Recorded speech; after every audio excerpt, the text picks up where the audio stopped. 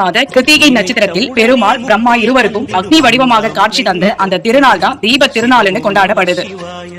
அன்று அதிகாலையில் அண்ணாமலையார் சன்னதியில் ஒரு தீபம் ஏற்றி அதன் மூலம் 5 தீபங்கள் ஏற்றி பூஜை செய்வாங்க. பின்பு அந்த 5 தீபங்களை ஒன்றாக்கி அண்ணாமலையார் அருகில் வைப்பார்கள். இதனை ஏகன் அநேகனாகி அநேகன் ஏகாந்தநாத தத்துவம் என்பது வழக்கம். பரம்பொருளான சிவனே பல வடிவங்களால் அருள்கிறார் என்கிறதே இந்த நிகழ்ச்சியின் ஒரு கருத்து.